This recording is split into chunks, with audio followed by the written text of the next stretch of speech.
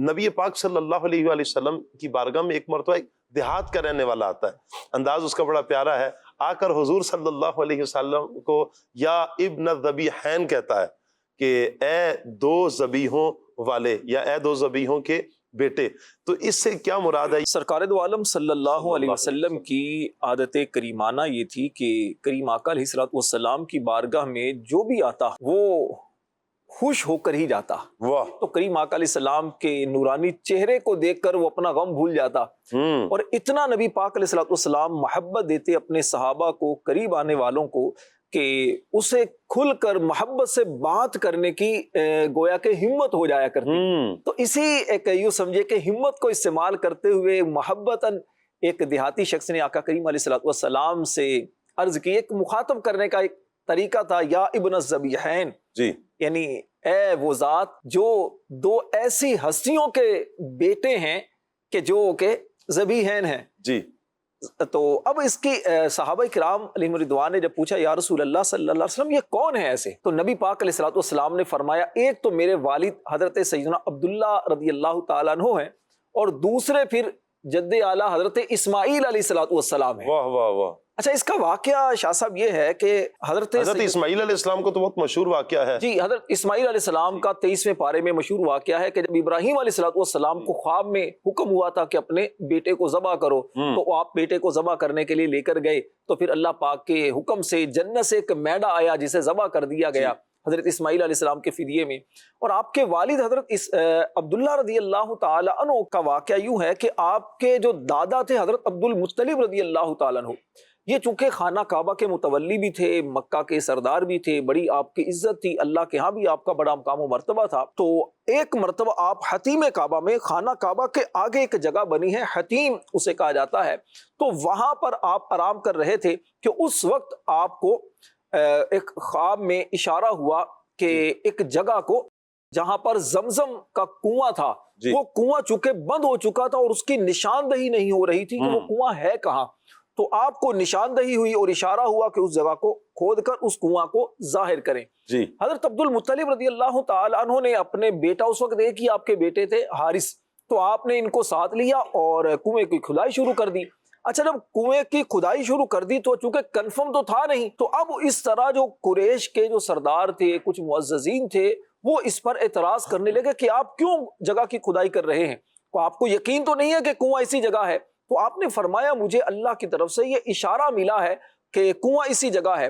تو بہرحال آپ نے کنواں کی کھدائی کرتے کرتے کنواں آپ کو مل گیا۔ تو اس موقع پر آپ نے یہ منت مانی کہ اگر اللہ پاک نے مجھے 10 بیٹے دیے، اللہ پاک نے اگر مجھے 10 بیٹے دیے تو انشاءاللہ ان میں سے ایک بیٹا میں اللہ کے راستے میں قربان کروں گا۔ واہ واہ۔ اللہ کا کرنا ایسا ہوا، اللہ پاک نے آپ کو بیٹے عطا کیے، اور بیٹے آپ کو خوبصورت بیٹے ملے، اور 10 بیٹے اللہ نے آپ کو عطا کیے۔ اچھا، سب سے چھوٹے بیٹے وہ حضرت عبداللہ رضی اللہ تعالیٰ عنہ۔ عموماً بچوں میں سے کوئی ایک بچہ ہوتا ہے کہ جو دل کے بہت قریب ہوتا ہے، چھوٹا ویسے بھی بڑا لاڈلا ہوتا ہے، اور خاص طور پر جو چھوٹا بچہ ہو نا تو ماں باپ کا رجحان عموماً اس بچے کی طرف زیادہ ہوتا ہے، اور پھر خاص طور پر ایسا بچہ کہ جو خوبصورت بھی ہو، خوبصیرت بھی ہو، اور ایسا ہو کہ جس کی پیشانی میں نور مصطفیٰ بھی چمک رہا ہو، کیا بات، اس بچے کی تو پھر شان ہی نرالی ہے۔ تو حضرت عبد المطلب رضی اللہ تعالیٰ عنہ بہت زیادہ محبت کیا کرتے تھے، بہت ان کو قریب رکھا کرتے تھے۔ تو ہوا یہ کہ حضرت عبد المطلب نے اپنے 10 بیٹوں کو جمع کیا، 30 سال کے بعد پھر آپ کو خواب آیا، اور خواب میں آپ کو کہا گیا کہ جو منت آپ نے 30 سال پہلے مانی تھی اس منت کو پورا کرو، بیٹے کو ذبح کرو۔ حضرت عبد المطلب نے لبیک فصادق کہا کہ میں حاضر ہوں، میں نے یقیناً یہ منت مانی تھی، اللہ کا حکم سمجھ کر آپ پورا کرنے کے لیے تیار ہوئے۔ آپ نے اپنے 10 بیٹوں کو بلایا اور ان سے کہا بیٹا دیکھو میں نے یہ منت مانی تھی 30 سال پہلے، تو اب تم میں سے کون ایسا ہے کہ جو اس منت کو پورا کرنے میں میری مدد کرے گا؟ یہاں پر شاہ صاحب غور کریں، حضرت ابراہیم علیہ السلام کو جب خواب آیا تھا تو آپ نے بھی اپنے بیٹے کو اس وقت یہی کہا تھا، یا بنی انی اری فی المنام انی اذبحک فانظر ماذا تری، بیٹا میں نے خواب میں دیکھا ہے کہ تجھے ذبح کر رہا ہوں، اب تیری اس بارے میں رائے کیا ہے؟ ادھر حضرت عبد المطلب رضی اللہ تعالیٰ عنہ انہی کے بیٹے ہیں، ابراہیم علیہ السلام کی آل میں سے اپنے بیٹوں سے وہی کہہ رہے ہیں کہ بیٹا بتاؤ یہ میں نے منت مانی تھی۔ تو سب بیٹوں نے کہا کہ ہم حاضر ہیں، آپ جس کو چاہیں راہ خدا میں قربان کر دیں۔ حضرت عبد المطلب نے اور خاص طور پر آگے بڑھ کر نبی پاک علیہ السلام کے والد حضرت عبداللہ رضی اللہ تعالیٰ عنہ نے کہا کہ میں اس کے لیے حاضر ہوں۔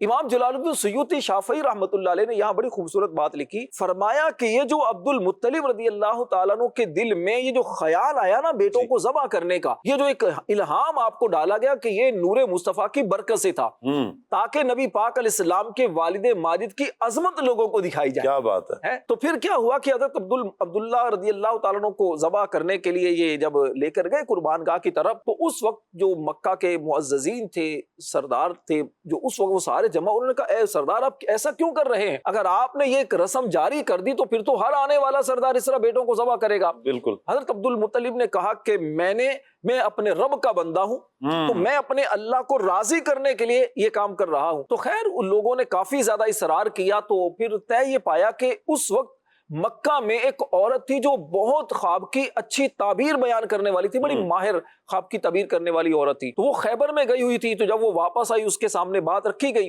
اس نے ایک دن کی مہلت مانگی۔ اس نے پھر دوسرے دن یہ کہا کہ یہ بتاؤ کہ تمہارے ہاں اس وقت مکہ میں ایک شخص کی دیت کیا ہے؟ ایک شخص کی دیت کیا ہے؟ تو کہا گیا کہ 10 اونٹ ہے۔ تو اس نے کہا ایسا کرو، 10 اونٹ کو ایک طرف رکھو اور دوسری طرف عبداللہ رضی اللہ تعالیٰ ان کا نام رکھو، تو قرآن دازی کرو۔ اچھا، بیٹوں کے معاملے میں بھی قرآن دازی کی گئی تو حضرت عبداللہ ہی کا نام آیا تھا، تو اب پھر 10 اونٹوں کے اس کے مقابلے میں قرآن دازی کی گئی، پھر فال حضرت عبداللہ کے نام نکلی۔ تو اس نے کہا کہ اس طرح بڑھاتے چلے جاؤ، جہاں پر رک جائے نا عبداللہ کا نام نکل آئے رضی اللہ تعالیٰ کا، تو وہاں پر پھر ان کو دیکھیے گا۔ تو بہرحال ہوا یہ کہ 100 اونٹ پر جا کر اب قرآ جو نکلا وہ اونٹوں کے نام نکلا۔ تو اس نے کہا کہ تمہارا رب جو ہے وہ 100 اونٹوں پر راضی ہو چکا ہے۔ تو حضرت عبد المطلب نے کہا نہیں، میں اس پر فوراً عمل نہیں کروں گا۔ 3 مرتبہ قرآن دازی کی، تو تینوں مرتبہ قرآ جو ہے وہ اونٹوں کے نام نکلا۔ تو پھر اس کے بعد 100 اونٹوں کو ذبح کیا گیا۔ تو اس کے بعد پھر اسی لیے ان کا نام ابن الذبیحین کا مطلب کیا ہے؟ حضرت اسماعیل علیہ السلام اور حضرت عبداللہ رضی اللہ تعالی عنہ کی طرف ایک اشارہ کیا گیا۔ تو یہ ایک یہاں پر ایک بات تو یہ ہے جو سیکھنے کی ہے کہ حضرت عبد المطلب رضی اللہ تعالیٰ عنہ اگرچہ خواب کے اندر آپ کو اشارہ ہو رہا ہے، لیکن اللہ پاک کو راضی کرنے کے لیے اتنی بڑی قربانی دینے کے لیے تیار ہو جاتے ہیں۔ اس سے اللہ پاک کی محبت کا ایک پتہ چلتا ہے۔ بے شک۔ حضرت عبد المطلب کون ہیں؟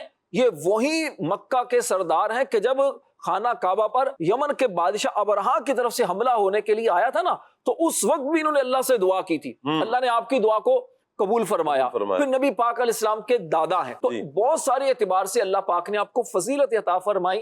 اور پھر نبی پاک علیہ السلام کے والد، ان کا راہ خدا میں قربان ہونے کے لیے خود کو پیش کرنا ان کی عظمت کیا بات کا پتہ دیتا ہے۔